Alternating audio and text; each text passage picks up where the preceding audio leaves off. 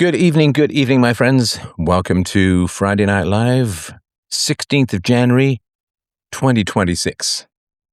And just by the by, I've decided to stop feeling old. I don't know why this is going to be the year I turn 60. 60 feels different from everything else. Everything else you can vaguely double and maybe you're still around. 50 to 100 maybe. But 60 to 120, that's pushing your dice quite a bit. It's not going to happen, so. Closer to the end than the beginning, and it's kind of been worming its way into my bones a little bit. If you're younger, enjoy as you get older. You'll begin to see that there's not just an endless tunnel, not just a conveyor belt of days. It's not round and round like a carousel. I wrote a poem when I was in my teens about how nature's kind of an asshole because she always renews. You know, winter goes to spring to summer to fall. She renews. But we don't. Shot from a cannon. We hit the meridian. And then we fall, baby. Hopefully leaving a bright trail of sparkly thoughts with us as a whole, or behind us as a whole. So, for those of you who are donors, freedomain.com/donate, you can sign up for a subscription on Subscribestar or Locals.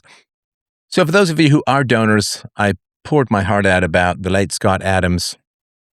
You know, obviously I texted him before he died, back and forth a little, just telling him all of the great things that he'd done. He was, anyway, it's a private conversation, but yeah, it's just funny seeing him on the list. But the one thing that did bother me, and I haven't been able to shake it, and you can let me know what you think about this, but he did a podcast 2.5 years ago, something like that, wherein he said something like, you won, the anti-vaxxers, you won. And he was like, can we agree on that? We can all agree on that, right? You won, you got it right, you decided not to trust the government and big corporations, and that's never a bad idea. You came out on the better end of things. I made a mistake. I got it wrong. All my fancy analytics got me to a negative place, and your heuristics got you to a better place. And, you know, I sadly, of course, a couple of years ago, he said, you know, like, I have to worry about whether there's increased cancer risks. And I think he's an ex-nurse, had a video. An Italian study has revealed that those who received at least one dose of the COVID vaccine face a 34% increased risk of colorectal cancer, a 54% increased risk of breast cancer, and a 62% increased risk of bladder cancer relative to unvaccinated individuals. That is messed up.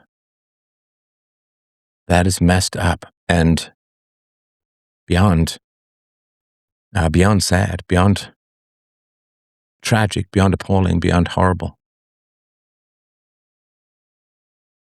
You know, when I emerged out of the kind of cocoon that happened around COVID at the beginning, I went to my first visit to a healthcare professional. I don't want to sort of get into details. It was nothing, just a regular checkup. My first visit to a healthcare professional. And the moment I said, I'm not taking the vaccine, the stories that came pouring out from everyone there were seriously horrifying about what had happened to people who'd taken this absolute shit. And it was really sad. It was really sad. I mean, for me, I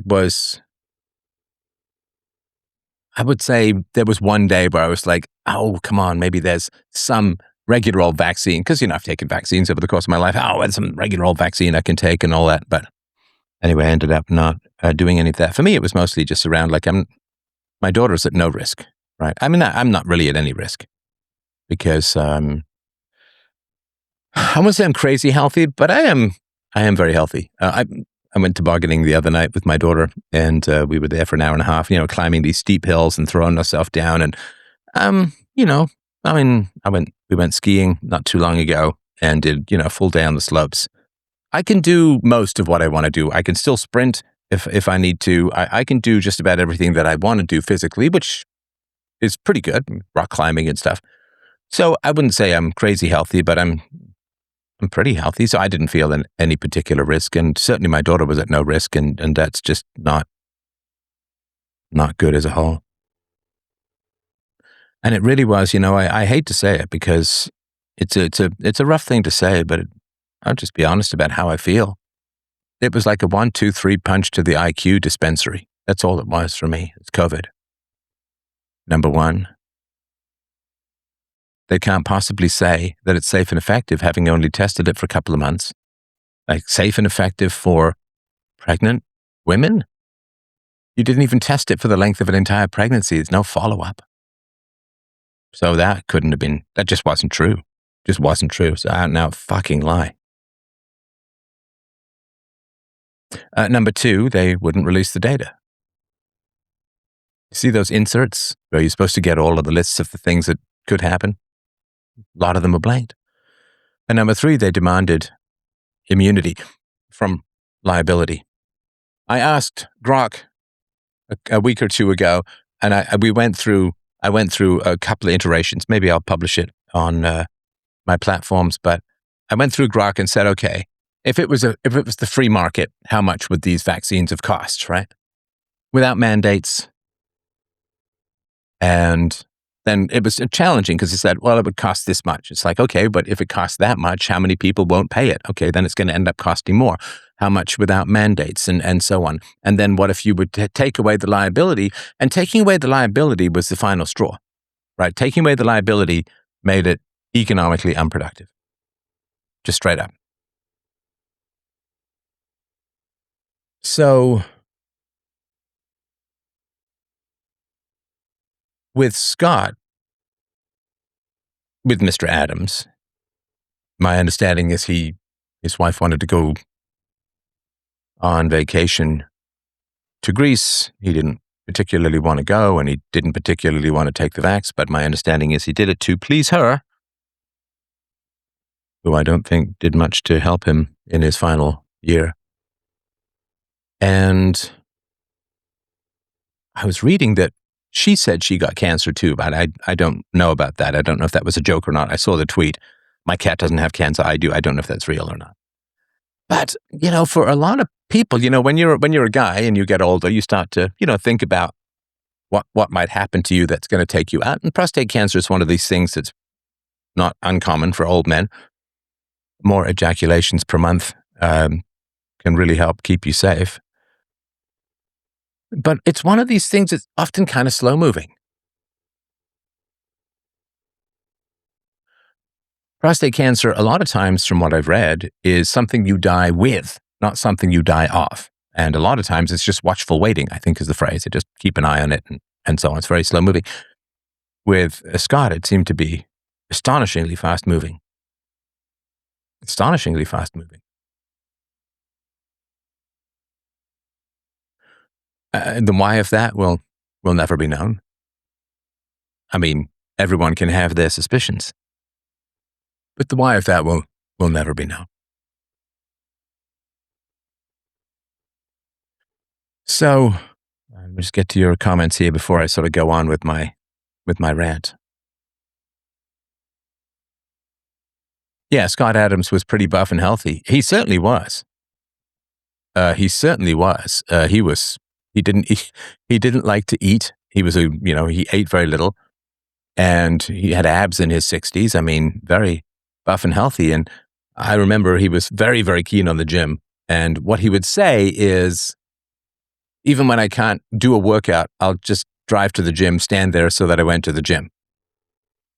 Why was his cancer so aggressive? Yeah. I mean, I heard some reports that he decided to eschew traditional treatments early on and went for the ivermectin route or whatever it was. I don't know if that's true or not. And maybe that didn't help. Maybe he pulled a Steve Jobs and decided to do something alternative. Maybe that made it too late. I don't know.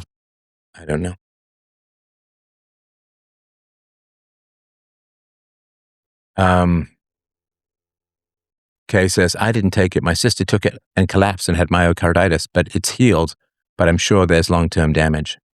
Does myocarditis heal? Does it? I thought that heart muscle didn't really heal. I'm not sure.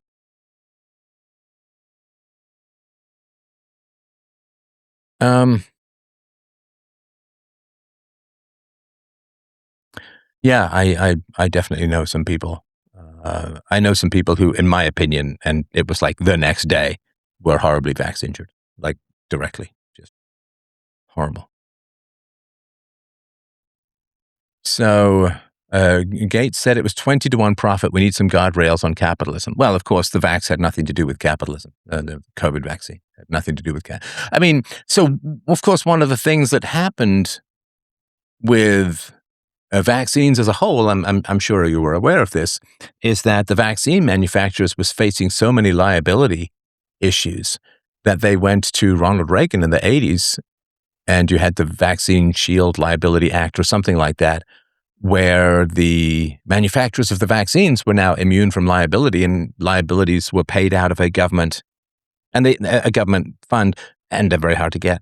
And the vaccine manufacturers said, we are getting so dinged by the courts for vaccine injuries that we can't do vaccines with this level of liability. So the government stepped in and erased that liability. So, yeah, your body produces spike proteins. They go everywhere. They don't just stay in your arm, and your body just keeps producing them. What were they, a year and a half? Was the last time I saw a study that your body just keeps producing these spikes that scratch up your body, and it's not good at all. It's not good at all.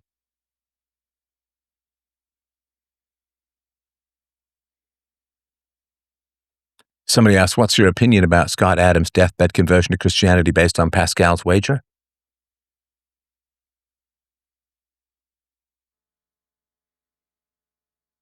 Well, God knows all, and I don't believe that God would be particularly impressed by a conversion not based on any virtues, not based on any faith, not based on any true belief, but just to kind of hedge your bets kind of thing.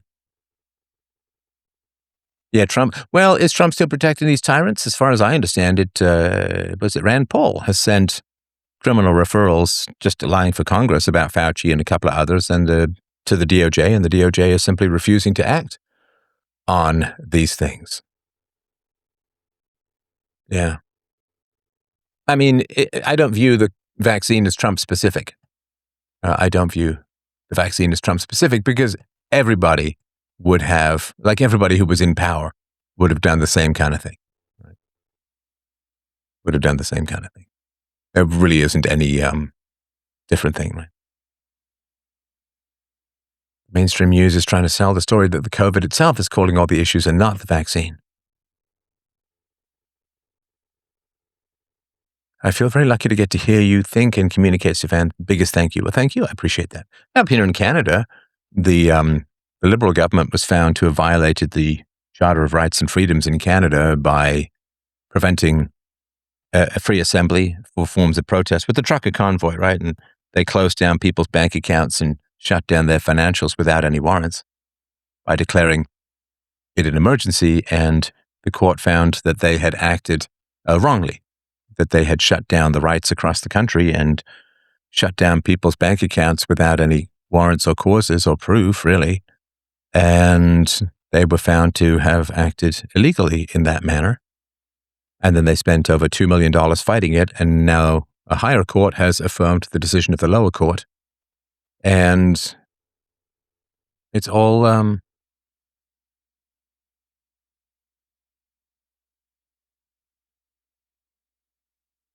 it's all complete nonsense. To strip the rights of millions of people and to shut down people's bank accounts and to have done it illegally should be jail time, of course, right? I mean, in any rational society, it would be straight up jail time. But It doesn't matter.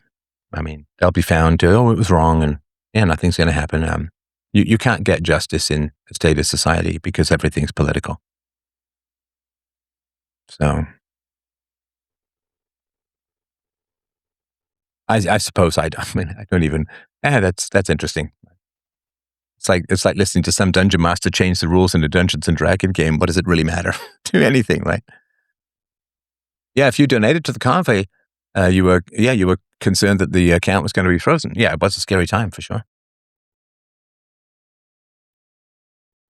Somebody says, my ex wanted to vax the kids, fought her with all my might. I believed I saved them by winning that one. A guy at work and his brother got heart attacks within days of being vaxxed. Yeah. So, look, I mean, with Scott and the message he put out a couple of years ago about the anti-vaxxers winning, I see somebody wants to call. We'll talk in a sec. I mean, honestly, and I'm open to the case here. I'm open to listening to all of this. What did we win? And I posed this question on X. What did we win? And people are like, well, you got to keep your health. That's not a victory. Keeping what you already had before is not a victory. How is that a victory?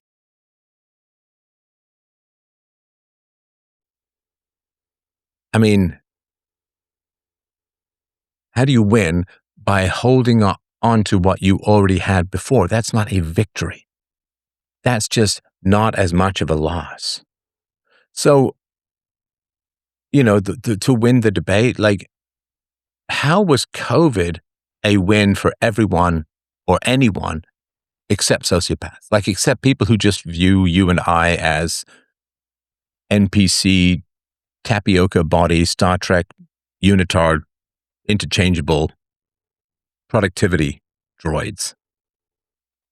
Those who view us as tax serfs to be harvested for their own greed and pleasure, sadists, control freaks, nags, Karens, like a third of them Canadians were so keen, super keen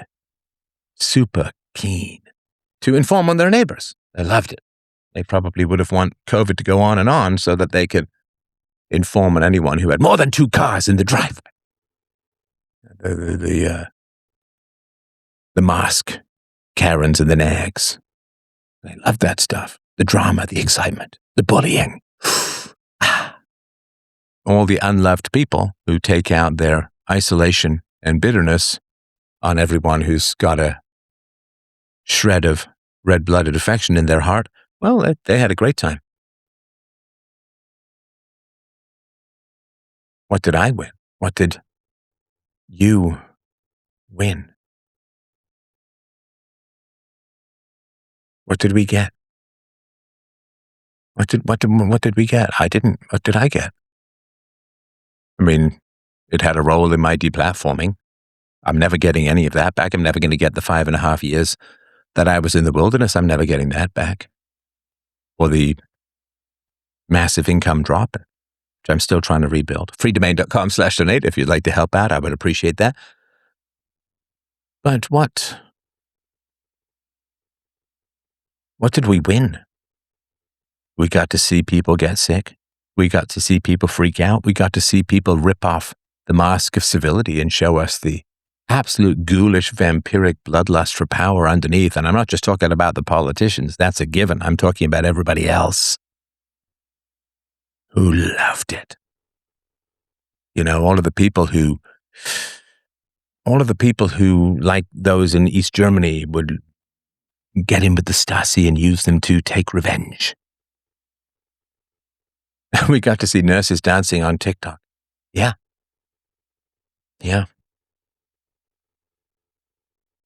I remember being in the States over COVID and had to go to a hospital again for nothing particularly deadly or anything. They were like, yeah, it's nothing. We got nothing. We got nothing to do. Nothing's going on. Nothing's happening. And you got to see how insane healthcare providers are, that they think during a pandemic that what makes sense is for us to see them doing shitty dances in the OR. Isn't that strange? Isn't that concerning? Right? What did we win? We survived the biggest psychological warfare campaign in human history. We got to see friends of ours, children, locked in their bedrooms month after month, sometimes year after year.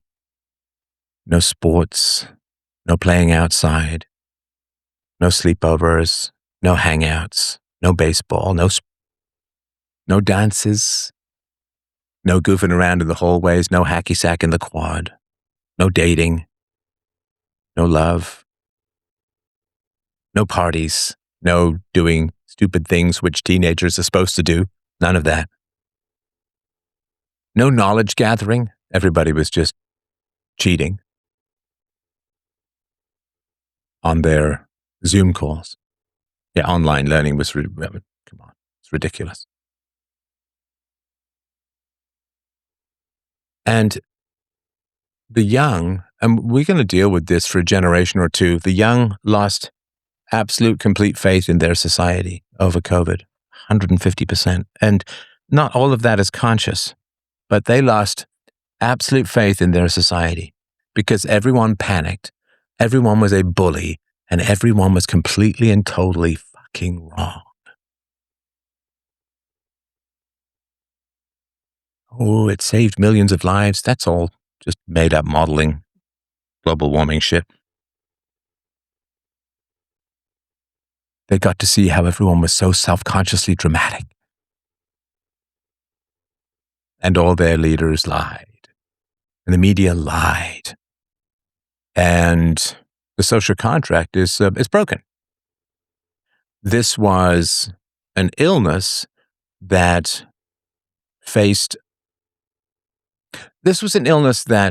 caused no young people to die or even get really sick. I mean, unless you had some massive amounts of pre-existing comorbidities or ailments of other kinds, or your health was hanging by a thread anyway.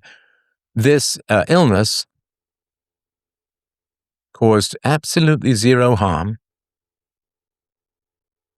generally speaking, to the young.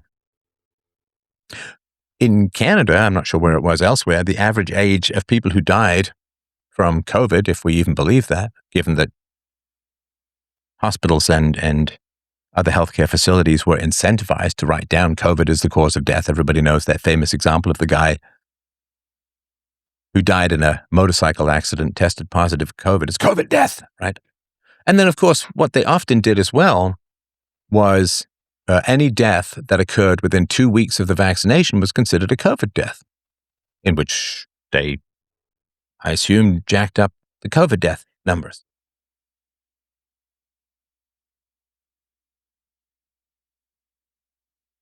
So the society as a whole, and the young people in particular, saw this sort of vampiric predation from the aged, who society has to be locked up, children have to lose years of their youth. IQ dropped, education dropped, and these have lasting effects for the rest of, if you happen to have the bad luck to graduate in the middle of a recession, you never get your earning potential back, ever, on average. And so, because those who were already beyond the average lifespan of the country and who had 3 or more comorbidities, right, other significant serious illnesses, those people were at risk. And the querulous old did not stand up and say, fuck, you're not going to take the youth away from the young. You're not going to take jobs away. You're not going to destroy businesses for the sake of us. Look, I'm 87. I've had a good life. I'm old. I'm creaky. I've got 3 serious illnesses. Look, if I've got to go, I've got to go. But don't shut down everything in society. Don't threaten people. Don't lock the children in their home for months or years. Don't destroy their education, their youth, their goofiness, their dating, their everything. Don't shut all that stuff down for us. Because the old vote to send the young to war. The old will vote to send the young to war. And this was a situation where the aged might have to make some sacrifice when they're already half dying, take on a risk which wasn't even solved by turning over control of society to the government and the brutal repressions that occurred over COVID in varying degrees to varying places. But the old would take no sacrifices. I mean, we know this. It's the boomer generation, right? The old won't take any sacrifices. They won't give up any of their pensions. They won't give money to their young. They won't stop voting for more immigration to prop up their housing prices. They won't listen to reason. They won't listen to facts and evidence. So the covenant, which is that the old build trees whose shade they will never live under, that the old earn the respect of the young by refusing to sacrifice the young for the hypochondria of the aged or the fears. And it wasn't just hypochondria, there were genuine fears. But there's a covenant between the generations, which is we sacrifice ourselves for you when you're young, and we refuse to sacrifice yourself to us when we're old.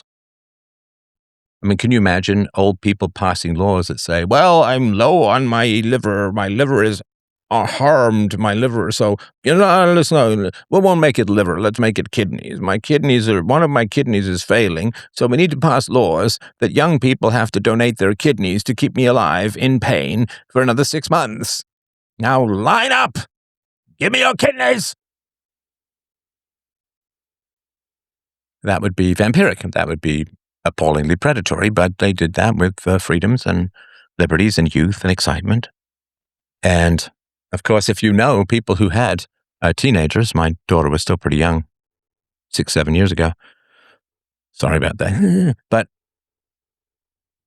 if you know people who had teenagers, it was a brutal time. Absolutely. Brutal time. What did we win? What did we win?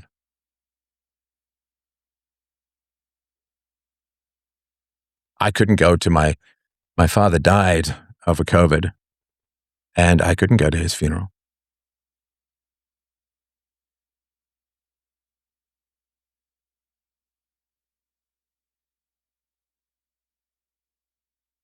How is your daughter? Her guest appearances are always fun. I appreciate that. She's doing very well. Thank you.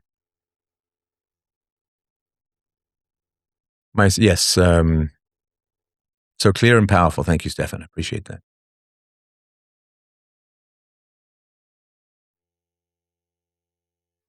I'll never forget that they arrested a man for paddleboarding in the open ocean. Oh, yeah, walking alone on a beach.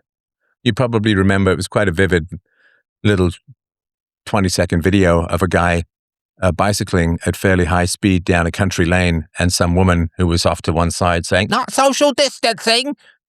Ah!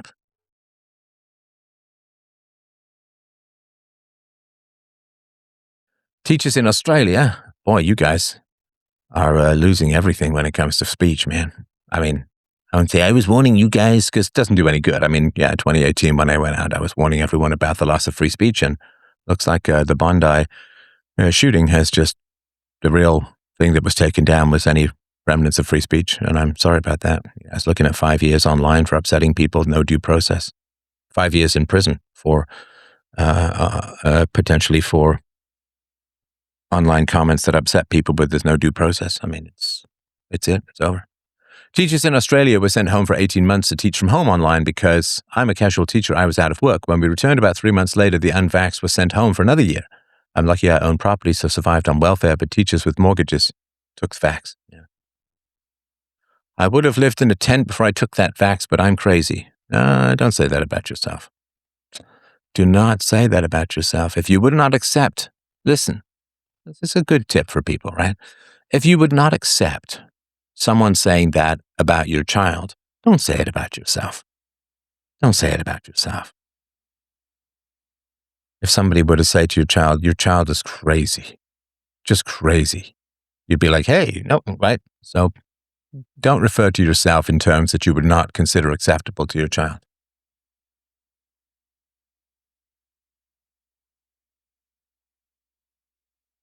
Thank you for continuing to speak on this. I hear very few willing to continue the discussion these days. Yeah, it's definitely down the memory hole. Yeah, I will tell at some point, I will tell the whole story of everything that happened to me and my family under COVID. It's pretty fucking harrowing, let me tell you. At some point, I will tell that story. Not yet. It's not time yet, but at some point.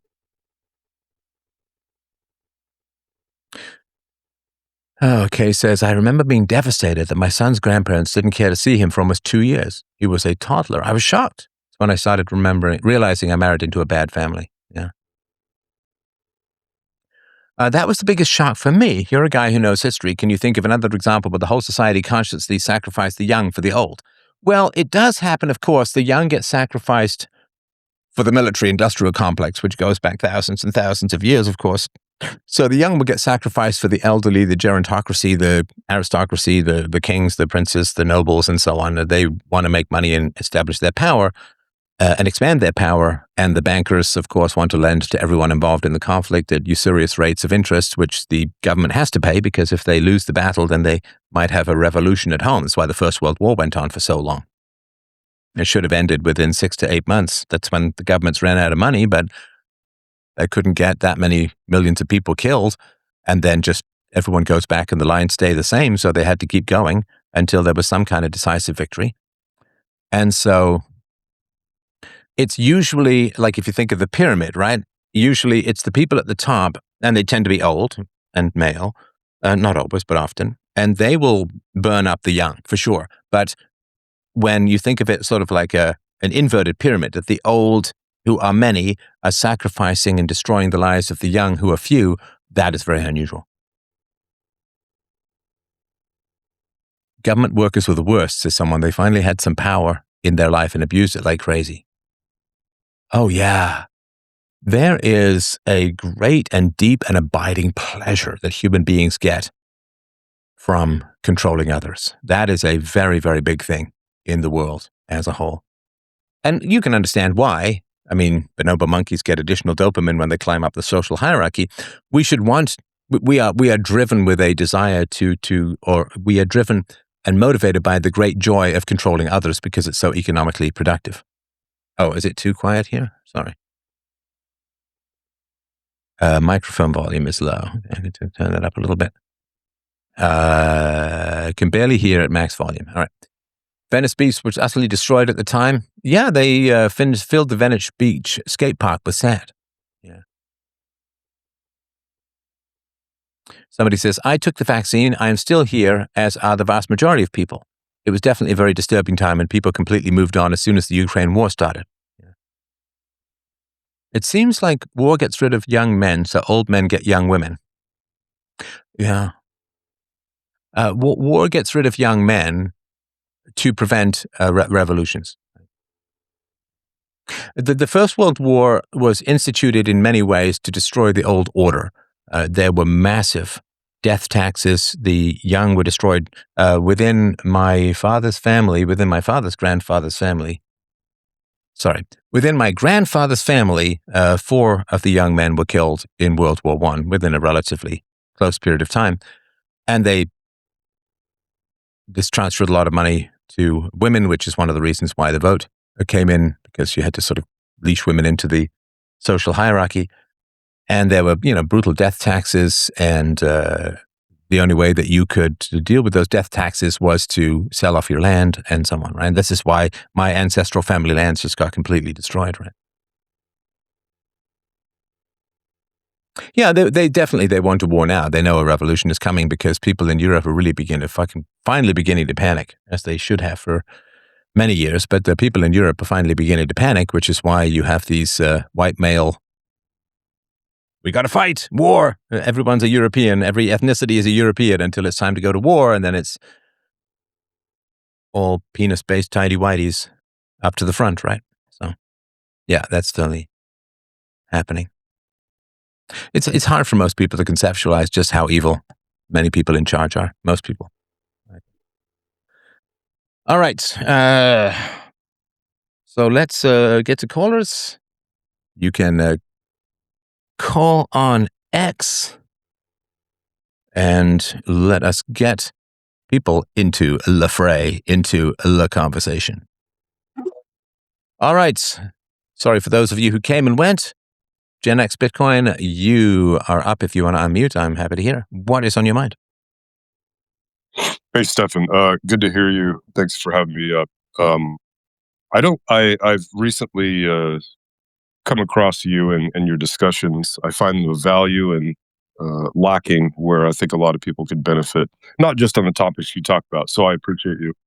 I'll make this quick, just for context. I have been running a high school women's lacrosse program. I started doing that in 2018, and what a time to take a break from the big tech career and devote money to rebuild a program. And I want to say this for two reasons. One, just give you context of what I saw.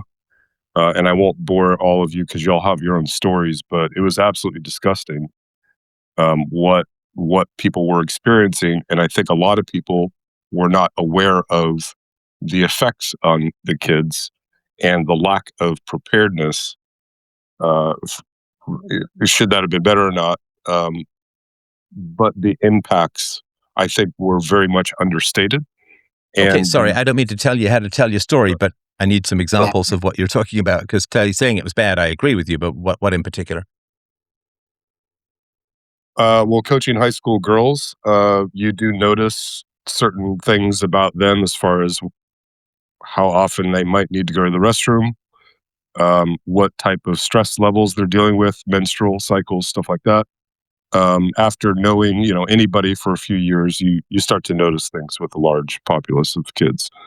Another would be for those of us that refuse to get vaccinated, the way that we were treated, the statements that they required us to agree to as we got tested every week, and how the policies for those of us who weren't vaccinated was different when it came to return the work if you tested positive at some point, which made zero sense whatsoever.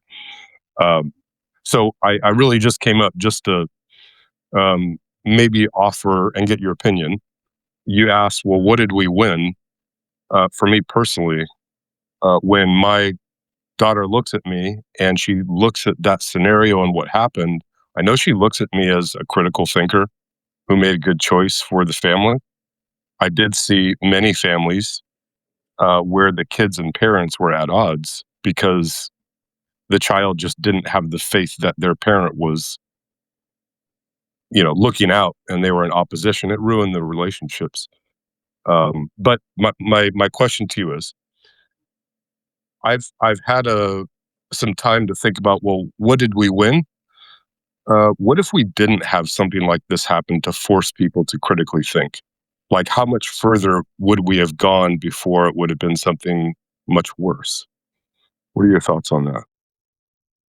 Well, I don't have anybody in my life really who took the vax. I mean, to me, if somebody was like, well, I have to, or I can't provide for my family, I have great sympathy, and so I'm not gonna. But the people who were lined up and were keen and you got to take the vax and inform. I don't have anyone like that in my life, so I can't really tell or judge. I don't have anyone like that in my life, nor would I. But let me ask you this: so, how has all of the critical thinking gone for the people who took the vax? Have they circled back? Have they said, oh my God, I can't believe I was so gullible. I can't believe I bullied everyone. They look into the dark-hearted Nietzschean mirror and I have become a monster. And like, how many people have ratcheted up their critical thinking since COVID that you know? Not very many, but How many? Just roughly. I'll say this. I haven't had anybody personally admit to me that they were wrong for their part in whatever they were wrong about. Yeah. Right, because the best way to shut down people's critical thinking is to have them do some seriously evil shit. Because then they can't. Like, the best way to have someone never process their own abuse is to turn them into an abuser of others. And so my concern is that by getting people to sign up to some seriously evil shit, people's critical thinking has been completely castrated. How can they be critical thinkers anymore? How can they say well, kids, you really shouldn't bow to peer pressure. Well, kids, you shouldn't believe everything you read. And, well, kids, you should really think for yourself. And, well, kids, if everyone else was jumping off the Brooklyn Bridge, would you jump off the Brooklyn Bridge? Like, all of this moral authority has completely caved in. How are people, and I have asked this on X a number of times, and how many people have apologized for the horrible stuff they did over COVID? How many people in your life? How many people in your family? How many people in your community? How many people at your work? How many people have apologized? If your doctor was paid to inject you with COVID and didn't reveal that, have they said, ooh, I really didn't reveal my conflict of interest? And like, there was one doctor in the States who said she gave up $1 million to $1.5 million by not pushing the vax on her patients. So how many people have owned up and thought clearly and been shocked into coherence over this appalling part of human history? I mean, it's going to be studied for centuries to come, that half the world's population got injected with mystery DNA goop and just were like, sounds great. Govern me harder, Yes, sir. Daddy. Yes, sir.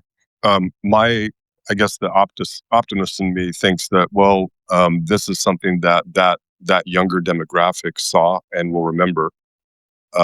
That's, I think, the positive side, despite the damaging, which I don't even know how you could quantify. Okay, and I think that's certainly a possibility. Young people tend to be very skeptical of authority, but the one of the big challenges, of course, is that, let's say some kid was, I don't know, they went through COVID from 15 to 18, right? And they saw their teachers completely panicking and desperate to not come in and they saw their politicians lying, and they saw scientists lying, and they saw their parents totally fold and go along with it and bully the kids into stuff, and then not even admit fault afterwards. Not even admit fault afterwards. So let's say the kid went from 15 to 18, and let's say their kids, their parents were, I don't know, 40 to 43 or whatever it is, something like that, right? Maybe a little older, right? Okay, so let's just make it 45. They're 30 years older, right? So 45 to 48. So 48, they're probably going to live for another 40 years. So you've got 40 years of no respect for the parents. Oh, and the grandparents as well, but that's less time, right? Less time. So, yeah, some kids are going to be skeptical. Some kids are going to be thinking clearly. But the problem is, and I'm sure you've gone through this too, when you start thinking clearly and asking cogent, rational, skeptical questions of those around you, so the kids go to their parents and say, how come you all freaked out about this so much? How come you crumbled so much? How come you bullied everyone else so much? How come? So what happens to the relationships between the children and their parents and their grandparents? So, yeah, you can jolt people into some critical thinking, but it comes at the expense of any respect that they have for their society and also for their government, right? Because governments went totally haywire and power hungry, and their police. I'm sure there were a few cops who quit over this, but not many. So, yeah, they won't respect their teachers. They probably don't respect their doctors much. They don't respect the healthcare industry. They don't respect the media. They don't respect their parents. They don't respect their grandparents. So you've got some critical thinking, but oh my God. Is that ever a brutal separation and destruction of respect from child to parents. And that's a brutal price to pay. Stefan, you mentioned you kind of took the words out of my mouth of the perhaps it was just the way that I was raised, whether it was right or not, but we are supposed to set up the youth better. And you said it in a much more eloquent way, but that was a failure in a way that I saw a lot of people, and maybe this is age demographic and even gender demographic of what kids see in high school today. I did have a kid there at the time as well. That it, it was very ill equipped. We were very ill equipped, and a lot of people did fold um, for for economic reasons. They were not in a position to speak and control their lives freely, and made that as the excuse as to why they took it, Well, and whether that that was is the case or not. that is Yeah. not a terrible excuse. So if the parents said, I hate it, but I have to do it because I'm compelled, okay, then we have sympathy for that, right? I'm not talking about the parents who were compelled. Like earlier, you may have been listening or not, but I was talking about how I don't hold people at fault if they just had to feed their families and so they had to get the vax or whatever it is, right? Okay, that's tough and that's on the government and on the media, not on individuals. But and especially for the more intelligent thing. I mean, I'm sure you went through this as we all did, where when I was a kid, you didn't need a vaccine if you'd already had the illness because natural immunity is better, right? Well, the point of a vaccine is to put an inactivated virus in to train your immune system to attack it. Not, I mean, the non-mRNA vaccines. And so, and you have Fauci sitting there saying, oh, natural immunity, masks don't, natural immunity is way better and masks don't work. And then suddenly, natural immunity didn't matter at all. It didn't matter at all. Because, of course, you would test for antibodies. And if people had antibodies, in other words, if they'd already had COVID, they shouldn't have taken a vaccine. They had 13 times better broad spectrum immunity as opposed to, the vaccine was developed for a variant that wasn't even out there by the time people were getting vaccinated. It was like a flu 2 years later.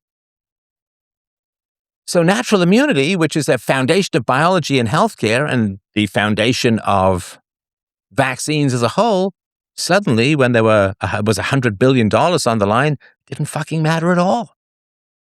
Nobody referenced it. It ceased to exist. And Fauci did a complete 180, as did a lot of other healthcare people, where they simply pivoted to pretending that natural immunity wasn't a thing and didn't exist and wasn't valuable and wasn't valid, and everyone had to get vaccinated anyway. That's just greed and destruction. Because you could have opened the schools. Absolutely. You test the teachers for antibodies. Let's say, freaked out. This is just my opinion, right? I'm not a doctor. It's just my idiot opinion, right? But what you do is you test teachers to find out who's had COVID, even prior to the vaccine. Hey, who's had COVID? And you test the kids, who's had COVID or whatever. And everyone who's had COVID, everyone who's got antibodies, off you go back to school. And that could have done it. Now, given also that COVID was not dangerous to kids, if I were some dictator of the universe, I would say, okay, so if the teachers are worried, then fine. We'll just take the teachers who've already had exposure to it, which a lot of people had already had. So we'll put the teachers back in the school. They've got natural immunity. It's not dangerous for the kids. So blah, blah, blah. You say, yes, well, the kids could get it, and then the kids could take it home. Because, that was the Rachel Maddow thing. This vaccine stops the virus in its tracks, right? Which turned out to not, they didn't even test for it. And it didn't turn out to be true anyway. And what it did do by suppressing symptoms, if that's what it did, it had people be more out there in the world. One of the reasons why we get sick and we get tired or we lie in bed is so we don't go out and infect everyone, right? And so by suppressing symptoms and making you feel like you weren't sick when you were, it had you out there spreading the virus, right? So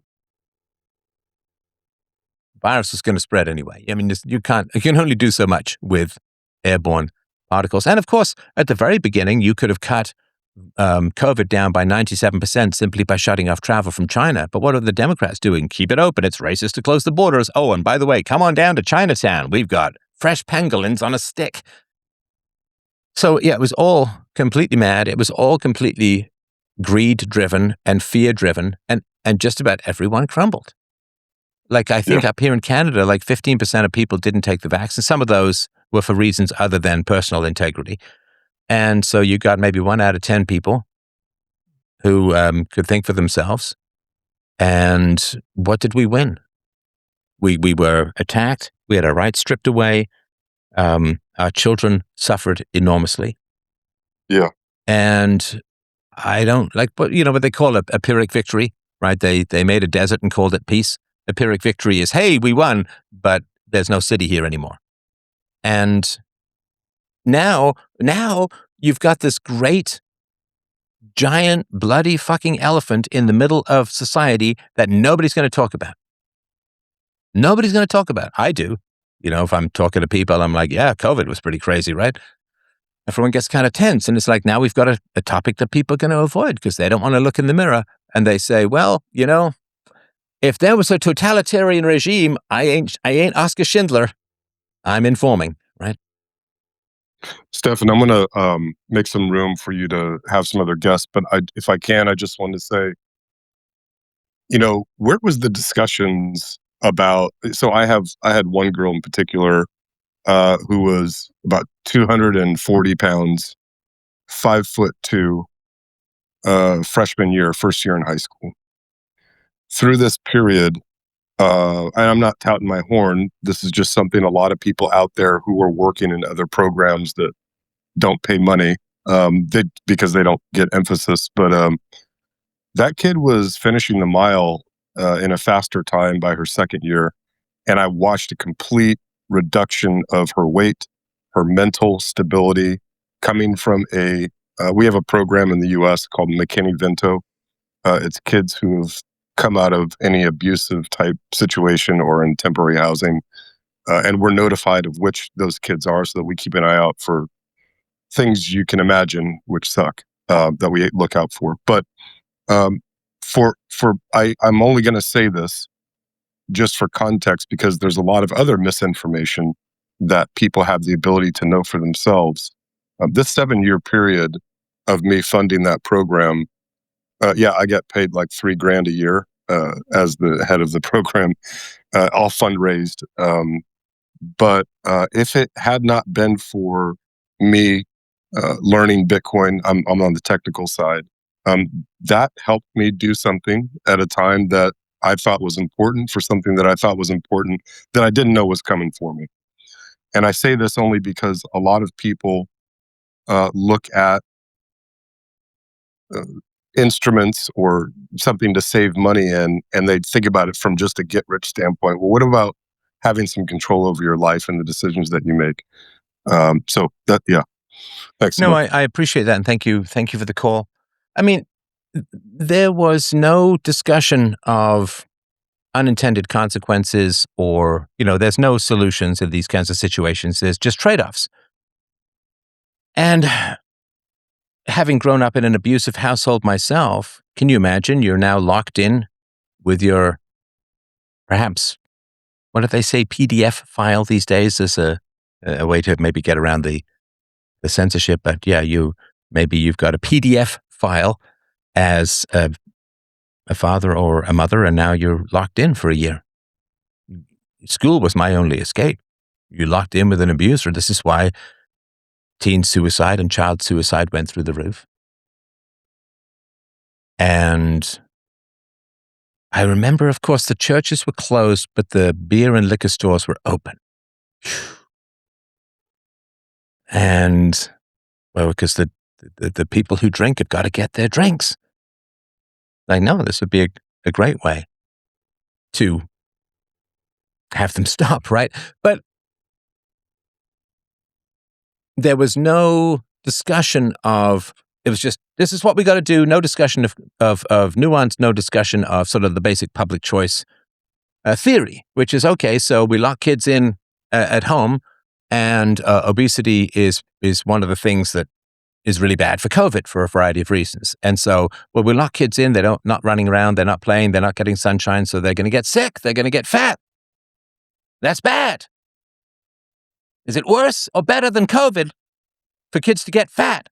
In my view, statistically, it's way worse for them to get fat, have their bones soften. You got kids coming into school now, they can't even grip pencils. There's so little playtime outside, running around, catching things, throwing things, climbing trees, monkey bars, stuff like that, baseball. They can't hold. They have to give them Play-Doh to rip and grabble so that they can hold pencils.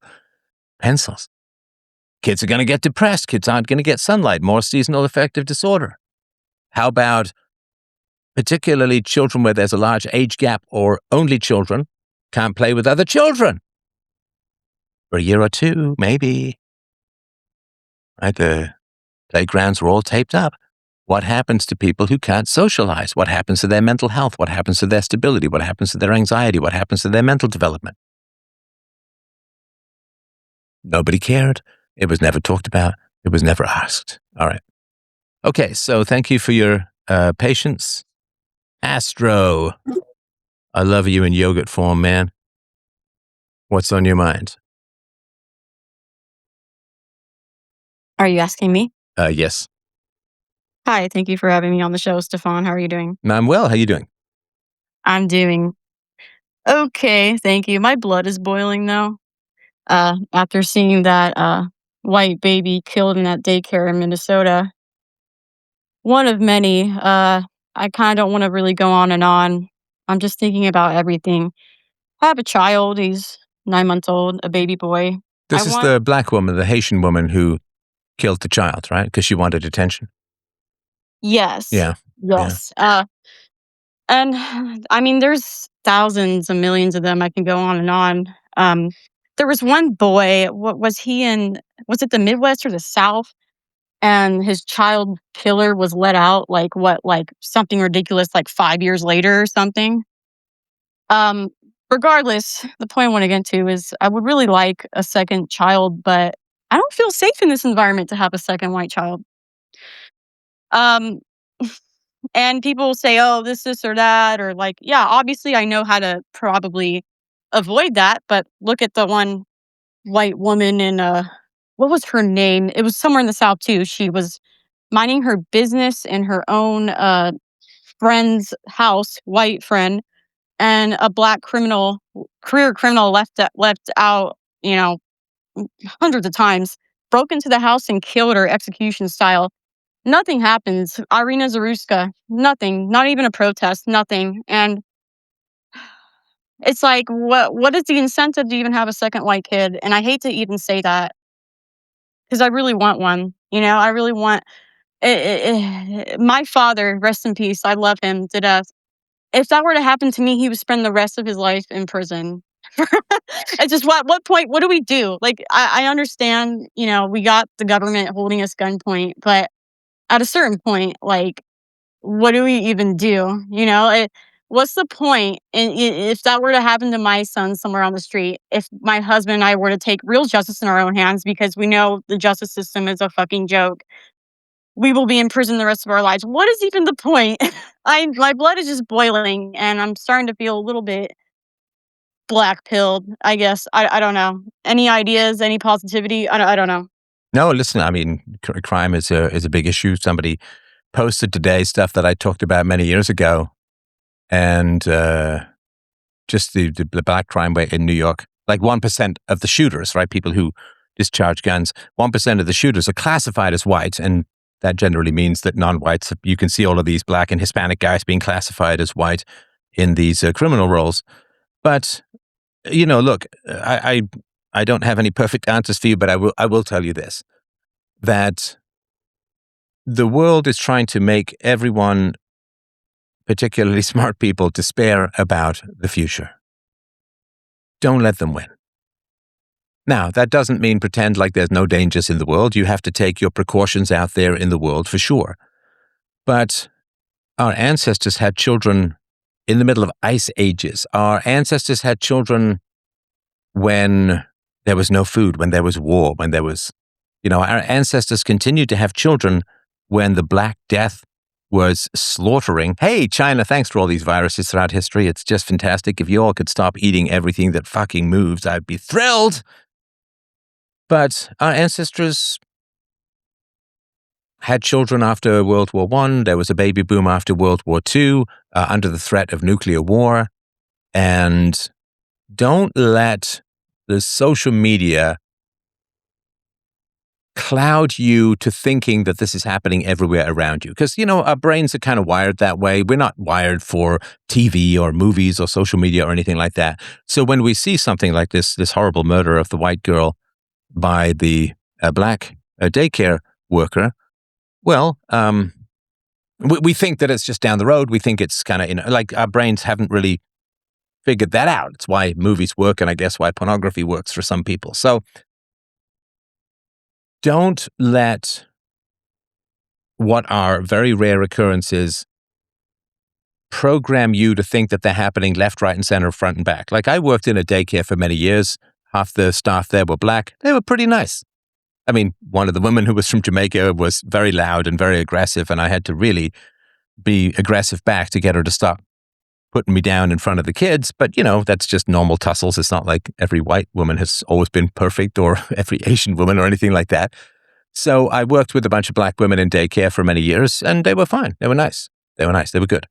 And so part of the reason why this stuff is floated up, like, not a lot of what you see is organic. A lot of it is part of fifth generation warfare, which is to program you to avoid having kids, to be so anxious that you can't pair bond, to be so scared and erotic. And I don't mean this you, like all of us, right?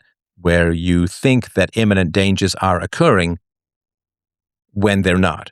So the media will always tell you, it will always exaggerate the dangers that are there, and will always downplay the real dangers. Right. So there are dangers that are out there that are very rare, and the media will just have those in your face all the time. There are other dangers that are very real that they won't talk about, which we can talk about another time. But don't let people who have bottomless ill will towards you convince you to despair and give up about the world. Europeans, whites, Asians, blacks, every single ethnicity and race has faced challenges that appear to be absolutely overwhelming. I mean, I'm sure you're aware, but back in the last ice age, humanity was down to 11,000 people. 11,000 people, that's it. And we got our way back from that. Think of the Mongolians under Genghis Khan. Think of the poor North Koreans locked in the world's biggest open-air human prison of North Korea. Think of the Russians.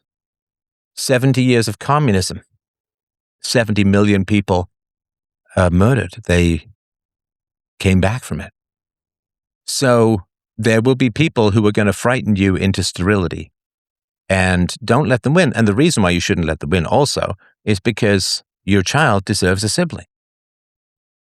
I've had to work pretty hard to make sure that my daughter is not one of those only children oddballs, right? Because I have a brother, but for some portions of my life, I was an only child because my brother was away at boarding school, or my brother was in England staying with relatives for a couple of years when I was in my early teens. And that's when my mother ended up being institutionalized. So I've done both the have a brother and done the only sibling thing. And it's very, very hard to stay grounded when you're an only sibling. It's very hard to get social skills that are horizontal because you spend all your time with adults or alone. And so if you want another child, don't let Twitter take that away from you. Don't let rare criminal occurrences program you into thinking that this criminality is all around you and your child is going to get taken or beaten up. Or, you can do things don't send your kid to government schools, in my opinion, if that's possible for you as a whole, and teach your children some basic street proofing, stranger danger, and all of that, and they'll be fine. But these things are quite rare. Advances in DNA and all these video cameras and so on, just telephones. The fact that I remember when I was in university, I lived in a frat house for a year, and there was a woman there who cooked meals for the frat boys. She came in every evening, cooked a whack load of chili or whatever it was. And I remember sitting with her, having some food, and she was telling me all about how there was a guy who kept calling her and heavy breathing into the phone. Because this is back before you could have caller ID, back before you So all of that creepy stuff that men, and I'm sure some women, used to do to sort of alarm and frighten and terrify people and so on, that stuff's largely gone by the wayside. So some things are worse, some things are better. Don't let people who hate you convince you not to bring beautiful new life. And don't make your child go through life alone. Don't make your child go through life alone. Give your child a sibling if it's at all possible, so that your child, especially if you listen to shows like this, you think for yourself, you got to give two if you at all can. Because your child, because you listen to philosophy and you think for yourself and you're skeptical and you're rational, your child is going to face a lot of isolation without a sibling. With a sibling, at least there's two of them who can talk to each other and have the same beginning, the same origin story, the same lore, the same backstory, the same patterns of thinking or just thinking. But if you have just an only child, where are they going to fit in if you raise them to be skeptical, individuated thinkers? They're not common. Give him a sibling, defy your enemies, give him a companion, give her a companion. And then they'll never be alone as long as their sibling is around, because there'll always be someone who was taught how to think in the way that they were, and they won't have to go out there and try and pan for gold, looking for a ruby in a mountain of something or other. But there ain't no coup de ville hiding in the bottom of a Cracker Jack box. And so, yeah, don't have them looking for a, you never drill for oil on a sandy beach or something like that, right? So have your kid have another kid, or have another kid with your kid, so that they have a companion and don't need to go out there in the cold, crazy world trying to find someone who thinks as well. They'll always have someone that they can talk to. And I think that's really, really important. And don't let the people who hate you tell you whether you can bring life into this world or not. You can bring life into this world, and life is in many ways safer than it used to be. And you want to have a big family, continue the bloodline, grow it as much as possible, because the world may be overpopulated, but it ain't overpopulated by people like you and me, sister. Those were all some very decent points. Thank you. Only ones I kind of disagree on, that it's very rare. And but there's a lot of nice black people. I think we need to be segregated. And the other difference between, the 50s and before is we didn't have the state on our necks, that if we ever did justice or even just defended ourselves with 100% proof. So it's a little bit different. Well, However, I agree with a lot of your points. Yeah, I don't agree with the segregation thing. I'm a free market guy, so people should just be able to live wherever they want and have whatever communities they want. But I will say this, though. So it's easy to look at the government and say we've got it really tough right now. And I'm of course, in some ways that's true. But tax rates for some people were higher in the past. And what we don't have these days in most countries, certainly in the West, men aren't getting drafted and blown up on a regular basis. So I understand. That's true. They're not forced to go die for a state. Right. That's a win. Right. Yeah. I mean, governments in the 20th century, even outside of war, murdered 250 million of their own citizens. Like, that's not even including war. And so for women, I understand that there's a perception of danger, which can be real. Check the data. Don't just go with anecdotes, right? The stuff that really pops up on your feed. Again, you think that's next door or right across the street. And we all do, like in our lizard brain. But I mean, I grew up in a diverse area in California, and I almost could have gotten beaten and raped and taken out of my car by my MS-13 gay member in my driveway. So maybe I just have different experiences. I understand that, but you can look for safer neighborhoods, right? True. Yeah. It's Yeah. harder, and economically it's harder, but yes. Well, not always. No, This, not always. yeah. If I was sort of starting out my career at the moment, I would do everything in my power to find some way to work remotely so that I could go out to the country where things tend to be safer, Yeah. No, or small towns or something. Sorry, go ahead. no, you're fine. Yeah. No, your points are valid too. That if none of us have kids, I guess the only one I can really go with the most is, yeah, I don't want my son having no sibling and being alone, especially in this world with, the way we see the world. And then the second one, which is like, don't let them win. And they do want us to let them win and not even have any children. So that is a fair point. Excuse me, my baby dropped the remote. All right. Well, Okay. you don't have to start during the actual conversation, but I hope that you will have another baby, and I do really appreciate that, or more than one. All right. Somebody has been waiting. DLV. Sorry, I have to do this tiny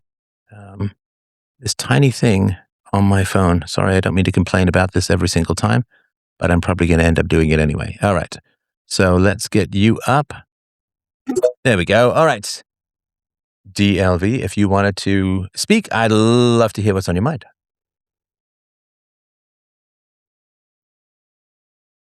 Hello, Steph. Can you hear me? Yes, sir. Go ahead. Hi, Steph. Long-time listener, first-time caller, so pleasure to be here. Thanks. Yeah, I have a call, and feel free to cut me off if it's not relevant to the conversation at hand, but the phenomenon where high IQ people are capable of talking themselves into or believing very stupid or obviously false things. I think you've alluded to it a few times, and kind of want your take on it, because I look at a lot of the stupidest ideas that are prevalent in the world today. Let's say something like transgenderism, the idea that a man can become a woman.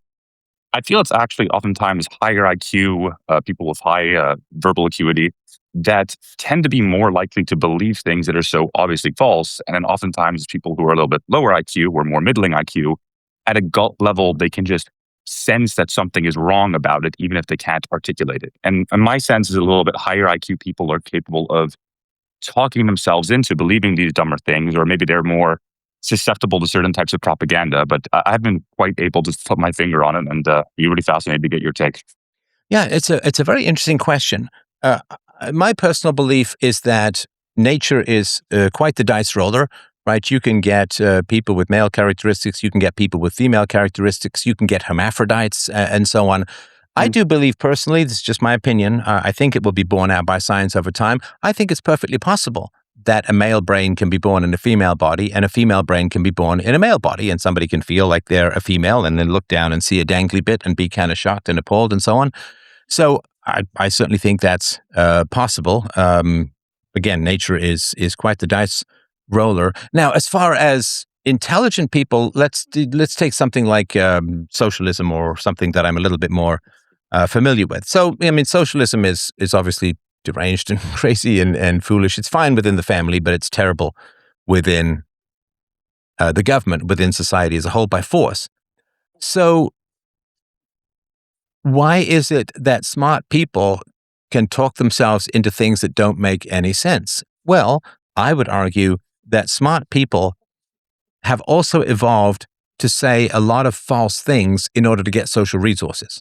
In other words, smart people will say, oh my gosh, if I talk about this, or this topic, I'm going to be shut out of higher education. I'm going to be shut out of the top of the business world. I'm going to be shut out of a job. I'm going to, whatever it is, right? Like, you've probably seen this meme, which is like, a black woman invented the telescope. You might not believe it. You might even have evidence to the contrary, but is it worth losing your job over, right? And that's sort of a real phenomenon, that if you sort of say things that are true, but are unaccepted, and this isn't a new phenomenon, right? I mean, if you were a super smart guy in just about any society in the past, and you started having really skeptical questions about religion, I have a whole novel about this called Just Poor, you often didn't do very well. You could be ostracized, you could be killed, you could be imprisoned, or you could just not really succeed very much because you made people too uncomfortable and upset. So high IQ people tend to be very adaptable, and they tend to go, quote, crazy when success in the society requires that they adapt themselves to things that are crazy and false. And you can see this as political correctness as a whole, like the idea that affirmative action is not just anti-white racism. I mean, of course it is anti-white racism, no question, right? And the idea that any disproportionate numbers in any field means sexism or racism or whatever it is. It's like, well, women have been getting the majority of graduate degrees for the last 40 years or so, And yet nobody ever says, well, that's clearly the result of anti-male sexism and so on, right? So things like affirmative action are racist and sexist to the core and encoded in law. This is the great big revolution of the original Constitution was equality of opportunity, the right to the pursuit of happiness, not to the achievement of success. That was flipped in the 60s through the Civil Rights Act to equality of outcome, which gives the government almost infinite power. Because, if you have a race, everyone just starts at the beginning and ends where they end. If everyone's got to run at the same speed, then you've got to micromanage everyone and it'll never end. And so, because, you tell the front people to slow down, then the slow people slow down because they can take it more easy. Then you tell them to speed up, but then the people in the front speed up and you just have to micromanage everyone in a race where everyone's got to end up at the same place. And so smart people convince themselves of nonsense because when you have a society where nonsense is required to succeed, saying nonsense is required to succeed, then smart people will adapt to that. I don't think they genuinely believe the nonsense, but they know that if you don't kiss the foot of the tiger god, then you can't succeed in that society. So you convince yourself that, yeah, sure, tiger god sounds good, because it's a lot easier if you kind of convince yourself that something is true to follow it rather than if you're fighting it every step of the way. So I think that smart people are just adapting to the requirements, and the requirements certainly over my lifetime have shifted from traditional Aristotelian objectivity and rationality, to this crazy equality of outcome, micromanaging and bullying of everything and everyone in society. Yeah, thanks a lot for that. And I mean, another area where I tend to see this phenomenon a lot is, let's say, if you look in Europe, sometimes the mass migration debate. Like, for me, the idea that you're going to import by the millions, tens of millions, people from dysfunctional third world countries into first world countries, and it's going to all go great, that to me is one of the most stupid and dangerous things a person can believe. It's a lot more stupid and dangerous than believing that the world is flat in terms of its practical application. But I look at a lot of people. But we don't know what Europeans believe because they don't have freedom of speech. So we don't know. What we do know that this sort of migration stuff is a government program. Right. So we know that it's funded by the government. And we also you've seen these videos where somebody says, "Do you support importing people from, I don't know, Haiti or Somalia or whatever?" And they say yes. And then they say, "Oh, because we have this guy from. Can he come to your house?" And what do people say? Yeah, they always say, "No, I'm busy. No, I it's got too something small. else I'm busy. I'm moving. My grandmother is here, and blah blah blah." Right. So I don't know what people in Europe as a whole believe because they don't really have freedom of speech. You could be a little bit more certain of what people believe in America, because America is the only country with a First Amendment. But even then, of course, I'm not American, but I got deplatformed from a lot of places in America, largely as the result of American activists. And so it's hard to know what people actually believe. But we do know that I'm fine with open borders. I genuinely am fine. I wrote about this in my novel, The Future. I'm fine with open borders, but there's got to be no welfare state. There's got to be no income redistribution, and there's got to be freedom of speech. And so people can discuss these things openly and not be forced to fund them. And then, hey, man, whatever people want to do, they can do. I would imagine that if somebody wanted to sponsor someone coming in from another country, if that person was dysfunctional, then the person who sponsored them would have to pay for everything. And if the person committed a crime, they'd both go to jail. And then we'd see how many people were keen on this kind of stuff. But yeah, right now, it's not anything that's coming organically out of the people. It's being imposed brutally, I think, in general, from top down. Yeah, absolutely. And look, I'm ANCAP as well, so I do believe that in a fully private country, that I'd be fine with immigration coming in because they wouldn't have a welfare state to leech off of. They'd have to be invited. But yeah, it is just always not interesting. Like you said, we don't know exactly what Europeans believe. I mean, I'm half European myself, but it's just that a lot of the people I see pushing for a lot of these policies, they're not dumb. These are higher IQ people that tend to, have higher level of verbal reasoning. They speak very well. And then interestingly, oftentimes it's the people that I feel are maybe not quite as intelligent, maybe not as well educated, maybe not as high IQ, but I feel like they're capable of trusting their gut at a deeper level than others are. So they can sense, hey, having millions of these people moving in all at once, it just feels wrong. And maybe they can't articulate it in the same way as a higher IQ person can. But at the gut level, they feel it. I'm sorry to interrupt you. But okay, so let's say that you're a smart person in Europe. Let's say you're not a big fan of mass migration. So we do, all of us, I shouldn't say, I think I think all of us. But don't we all have to do a cost-benefit analysis, right? So don't we all have to say, well, I could talk about this topic. What is the cost-benefit analysis? Am I likely to change anything? No. Am I likely to get a lot of blowback? Yes. And so, like, there are some people who will just, like, on principle, and, God love them. I think they're great. I think I'm pretty good on principle. I'm not 100% on principle. There's stuff I don't particularly want to get involved in. I've said that very openly, because the cost, and I understand that the purpose is to make the cost benefit not worth it, and that's part of the lack of freedom of speech. I get all of that for sure. But we still do have to, especially if, we got family and all of that, we do have to, pick our battles. This is something I wrote when I was 23. The truth is not a sword to be drawn at all costs, right?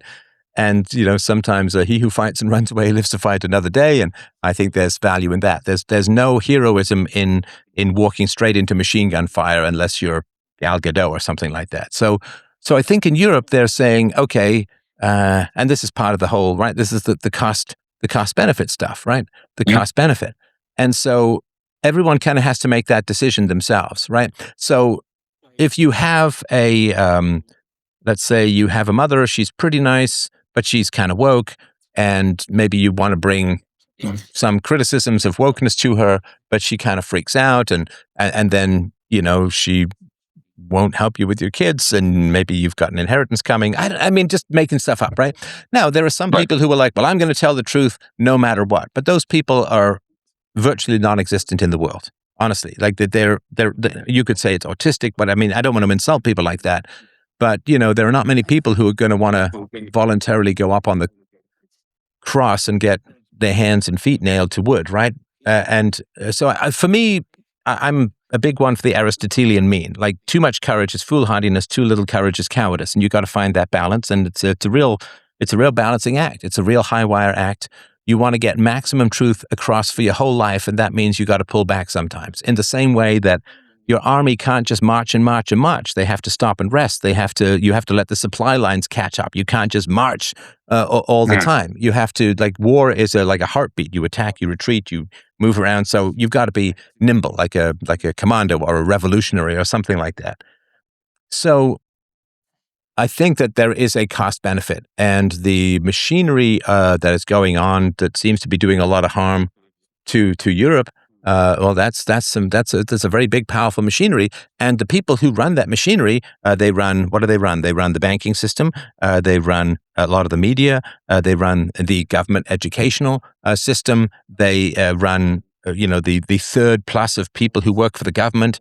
They run the unions. They run, just about everything, and they control just about all the jobs through regulations and things like that.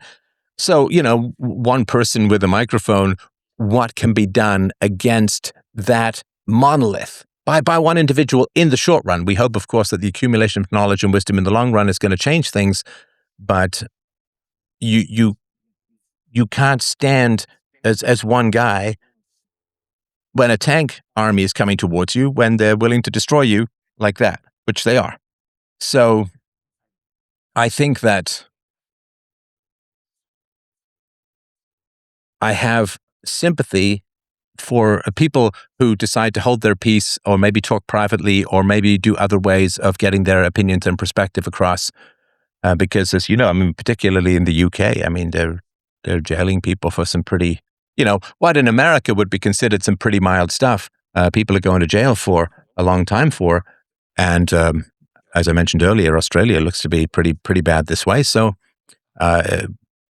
you have to. And to me, you have to pick your battles. Now, if you're a single guy and you've got nobody in your life, and you want to speak the truth and take whatever negative consequences, hey, and speak the truth, right? But I think most of us have to do a cost benefit analysis and do the maximum truth we can, and push forward what is real and factual as much as we can, but not to the point where we end up on a cross, if that makes sense. No, absolutely does, and it is fairly terrifying what is happening in Europe at the moment. Yeah, I mean, really, I often think that Europe just basically died in 1914, and the rest of it's just been twitches. mean, there's that. I think you've alluded to this a few times as well. The idea that, hey, a lot of the best men in Europe, either they went to the United States or they were killed in the two world wars. Yeah. I don't know how true that is, but it seems like Well, I think something to it. there's definitely some truth in it for sure. And there's an argument that woke is just women taking over institutions, which is fine. It's just that when women take over government institutions, then you start to get a lot of dysfunction relative to what men want to do, because women fight with words, which means when women get into power, they put in hate speech laws because that's how they fight with each other, is through words. So they view words more violent in many ways, which is why you get hate speech laws and soft on crime, because men fight with physical violence usually, and women fight with words. So women are often more concerned with controlling speech than even controlling violence, because they often feel that men will just protect them no matter what, which is kind of true. All right. Is there anything else that you wanted to mention? No, this was great. Absolute pleasure to speak to you, Steph. Thank you so much. And I appreciate you listening to the show, and I hope that you will continue to do so. All right. We have, I'm not going to read that out. Kameni, closer, and I'm going to fall for your love. What's on your mind, my friend? Hello. I actually changed my name, but I think you're still seeing the old one. All right. Well, thanks for having me. I happen to be one of those immigrants from a very dysfunctional country, and I've heard your stories about having a dysfunctional family. I've had a dysfunctional family and a very abusive country as a whole. I guess we all have, but I guess the extent No, not everyone. And I'm really sorry about all of that, but go ahead. Well, I meant abusive countries. I think every country abuses its citizens, but mine probably tenfold or 100-fold compared to, let's say, Canada or the United States. Right. Yeah, and I'm sorry for that too, because it's rough, man. Especially if you're one of the smarter people in a maybe not so super smart country, it's even more tortuous, I imagine. Yes, the average. We actually spoke about this 10 years ago. I don't know if you recall, but I was your first caller in 2016. And, it's almost 10 years today. Welcome back. Plus 2 weeks. You sound exactly the same. Your voice hasn't aged a bit. Good for you. You must be massaging it and putting lots of cream on your vocal cords. Beautiful. Yeah, no smoking. But seeing how I'm Persian, and this is mostly a European audience, would you mind if I gave you a 15 to 20 second land acknowledgement, which might be a little different to the land acknowledgements that are becoming a little popular in North America nowadays? I don't mind that at all. Go for it. Okay, well, here's my alternate revised land acknowledgement. As a non-European, I acknowledge that the land I live on was created off the backs of European hard work, brow, sweat, tears. I acknowledge that my father and my forefathers had nothing to do. Oh, isn't that interesting? Did he get shut down? Country. Oh, sorry, you just cut out for a second there. Go ahead. Oh, my apologies. I don't know what was the last thing you said, but your fathers and their fathers had nothing to do with building the European my ancestors countries. had nothing to do with the creation of North America in its civilized form that we know today. So, if you are European, I would like you to be extremely proud of the best civilization that exists on this planet. Now, tying this to the question of paying a price and when it is proper for us to take a risk, I work for a disgusting industry. It's government adjacent. It's just about the worst kind of environment you would want to be in, short of the government itself, I assume. And you came to the West for freedoms and ended up working for the government? What are you doing? It's government adjacent, but oh, come on. It's not in the shit swamp, but it's right next to it. And I just keep the windows closed. It is right next to it. Well, it's a long story. I can tell you all about why I ended up in life where I am. I'm very upset about it, and I made multiple attempts to get out of it. To quit? I did quit. But right when I thought I was there, out. You said you work in this government industry or government adjacent, right? Well, I'll tell you this. I saved my money for many years, and my exit plan was I enrolled myself in flight school. This is in 2018, late 2018, 2019. I got 50 hours of flight time. I was ready to bail and go pursue my dreams as an aviator. And then COVID hit. Right. And my flight school said, you have to put on a mask. And I did, even though it was fogging up my glasses, which was not exactly safe because you need sunglasses when you go flying the circuit, because a quarter of the time, at least, the sun is directly in your eye because you're just circling, right?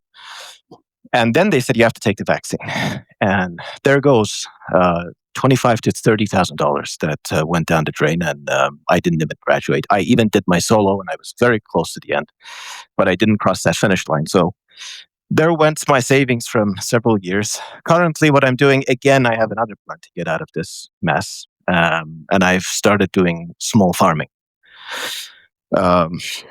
I make about 1,000 every month. I'm trying to get it to 2, 3, and then at that point, maybe I can just bail. So I'm not trying to make excuses, but I really have you know tried. what? I withdraw my earlier comments. Those are very good excuses, and we've all had to navigate the shitstorm of COVID. So I get where you're coming from, and they sound like very decent and reasonable excuses. So I apologize for my rant earlier, and go ahead. No, not at all. And look, I mean, it's nauseating to me that I have come to North America to end up in the industry that I am. Because just on the face of it, if people don't talk to me long enough, it's just about the worst position you can have. A foreigner who comes and works next to our government. My goodness, disgusting. But look, speaking of when to draw the sword and when not, and we're just talking about a mental sword here, just so everyone is aware. But go ahead, like the rapier of wit. Anyway, go on. Yes. I mean, people might be surprised how far they can push it before they actually face any consequences. My employer does read land acknowledgements, which I don't know if Americans know what land acknowledgements are. Every Canadian does know. Do you think I should spend 10 seconds explaining it, or do you think everybody knows? Yeah, go for it. Land acknowledgements is a policy that the Canadian government introduced, or suggested heavily. The government does it. Everybody next to the government also does it.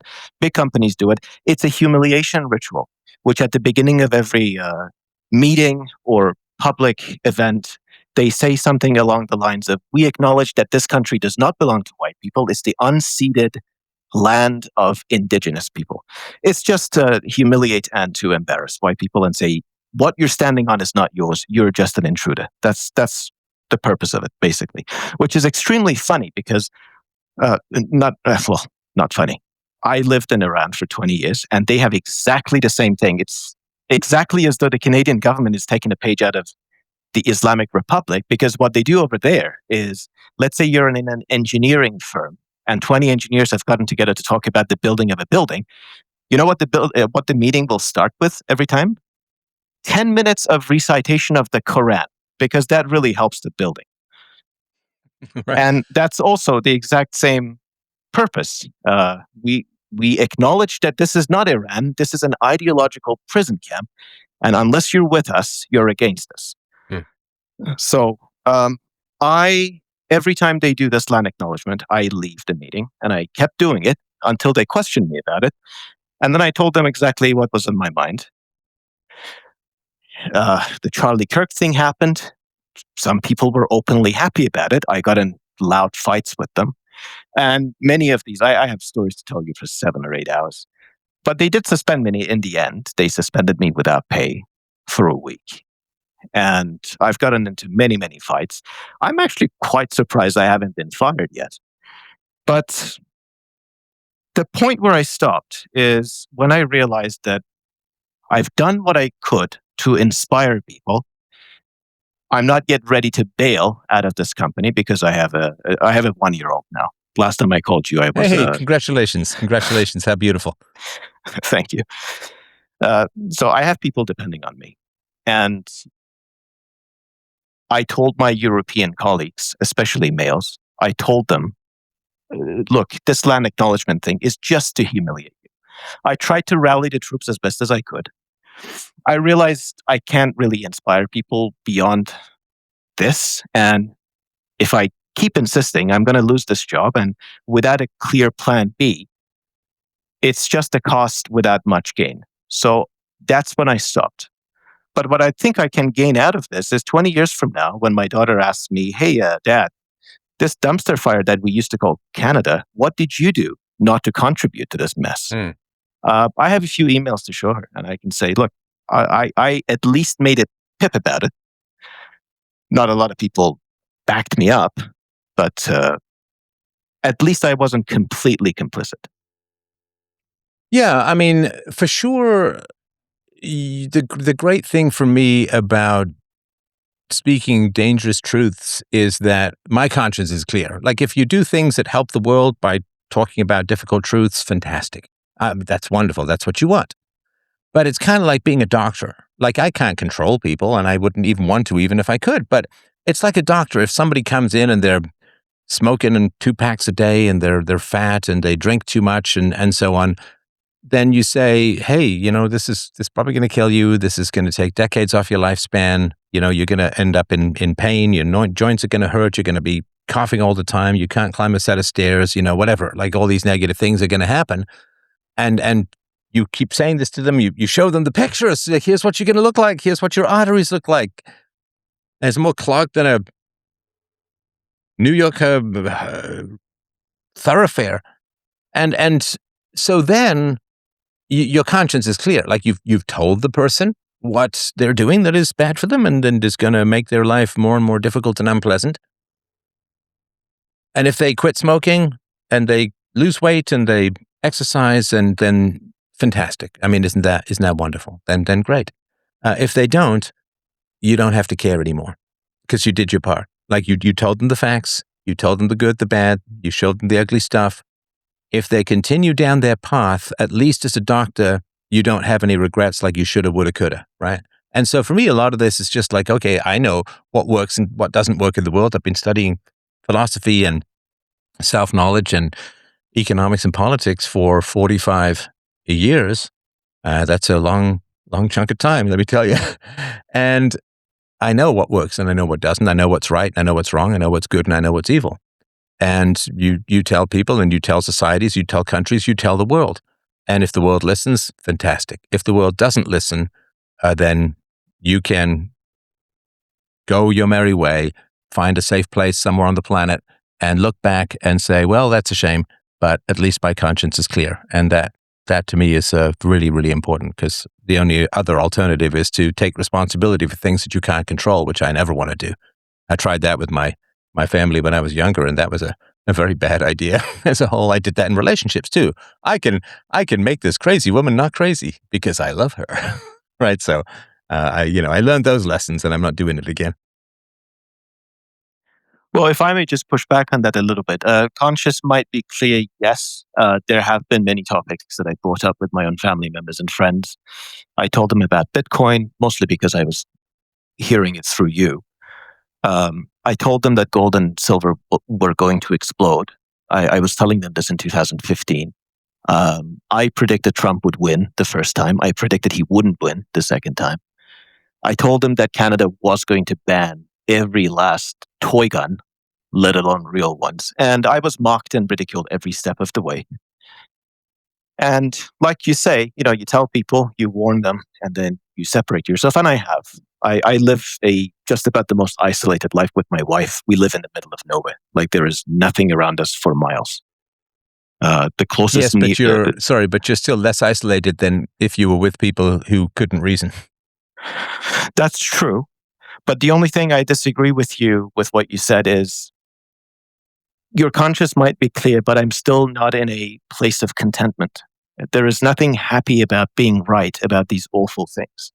I'm not happy that I was right, that gold is now $6,000 per ounce, which just signals to me that we don't have an economy. I'm not happy that I was right about firearms being banned, because that tells me only one thing about what's in the works about, well. So, well, hang on, but that's a straw man, bro. I mean, when did I say happy? I said I'm content with my conscience. That doesn't mean I'm happy. So if you're a doctor and the guy who is smoking and drinking and not exercising and fat, if he gets sick and dies, you're not happy, but at least you're content in your conscience that you did all that you reasonably could to inform him of a better way. So it's not like, if people don't listen to reason, I don't think it makes anyone happy. Right. This is sort of my argument at the beginning with Scott Adams. And you won. It's like, well, what did I win? What did I win? It was a couple of years of hell. And I watched people I care about who didn't listen get sick. And so it's not that happy. And I'm sorry if I phrased it that way. And you're entirely right to call me out if I did. But it's a matter of I did everything I reasonably could, and I respect the free will of idiots. Like, respecting the free will of idiots is really tough in this life, because idiots, when they have bad free will, it often has splash damage onto you and I. But respecting the free will of idiots, hey, I'll give them an actual choice by giving them facts, reason, arguments, and data. If they choose not to listen, I respect their free will. You tell the guy, quit smoking, quit drinking, start exercising, lose weight, and you respect his free will. And if he doesn't want to do that and he drops dead of a heart attack, it's not like you're happy, but, you respect his free will. That's fair enough. Yes, we're content with our conscience, but we're still unhappy because fundamentally, I don't think we're winning. All of us are losing, even if a minority of us might be correct about these terrible trends. But history is full of, I'm sure you've seen the videos of the feminists in Iran who were cheering on the arrival of the Islamics, right? And one of them got killed. The other one had to flee to Sweden. I think she lives in now. But they're super thrilled that Khomeini is taking over, right? And so history is just full of these really bad experiments, and people learn brutally slowly, and you just have to let them do it, right? Indeed. And just before I say goodbye to you and make room for the next person, if you think it might be a topic that attracts the audience or interests them, Iran might be an interesting subject, because I see a lot of confusion about what's going on in Iran. And I get it. It's very complicated. There is Iranian monarchists don't think of them as statists. Monarchy in Iran is sort of linked with nationalism and racial identity. So the comparison with an Iranian monarchy versus, let's say, an English monarchist is completely void.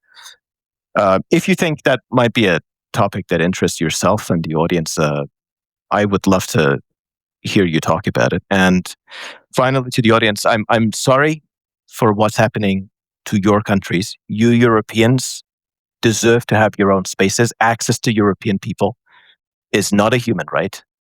And I'm sorry to be living with you against your opinion being consulted by your governments.